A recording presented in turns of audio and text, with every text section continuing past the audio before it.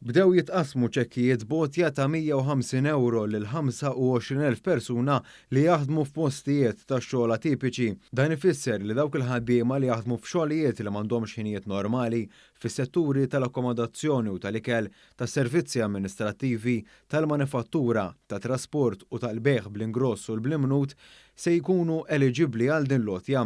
Wieħed għandu jkun għamel minn tal-inqas 6 xhur jaħdem f'dan il-post tax-xogħol matul l-2021 fuq bażi full-time jew inkella jekk jaħdem fuq bażi part-time bħala x-xogħol ewlieni tiegħu.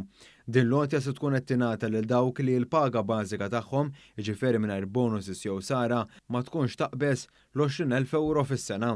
Dan tħabbar mill-Ministru għall-Finanzi u x-Xogħol Clyde Caruana li stqarr li din il-miżura se tkun qed tinvesti 4 miljuni oħra fil-ħaddiema u mistennija li tibda tingħata kull sena.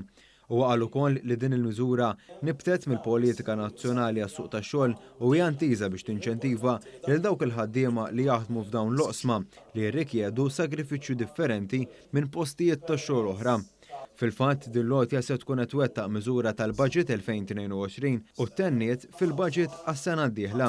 Il-Ministru Clyde Caruana qal li sal-aħħar tal-ġimgħa d-dieħla mistennija li jkunu tqasmu ċ-ċekkijiet kollha. Madankollu dawk li ma jkunux irċivew l-għotja iżda jaħsbu li huma intitolati għaliha għandhom iċemplu fuq 153 biex tiġi identifikata l-problema, b'mod speċjali f'każijiet meta l-FS3 ma tkunx imtliet kif suppost minn min iħaddem. F'każ li jkun hemm minn dawn il-każijiet li jiġu solvuti, l-għotja mistennija li ssir flott ieħor li se jitqassam f'Marzu tas-sena d-dieħla.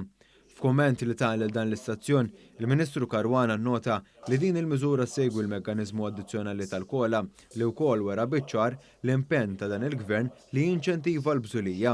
Dan juri l-impenn ta' dan il-Gvern kif fi żmien inqas minn 15 ħankunu qassamna ma' 18 miljun euro lil madwar 100,000 ruħ u propju allura dan jixed li dal-Gvern ma jgħinx biss kif jgħid ħadd ieħor fi żmien l-elezzjoni imma anke issa li wasal il-miliet ukoll qed ngħinu l-familji Maltin mawċin.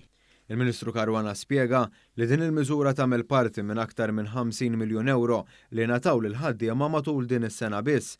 Dawn ingħataw fil-forma ta' traħħis mit-taxxa għas-sara li ammontat għal 6 miljuni u dik għal part-time li ammontat għal 5 miljuni. Iċ-ċekk ta' rifużjoni tat-taxxa li ammonta għal 26 miljun euro, l-in-work benefit b'investiment ta' 12 miljun u nofs euro u l-4 miljun euro imħabbra f'din il-konferenza.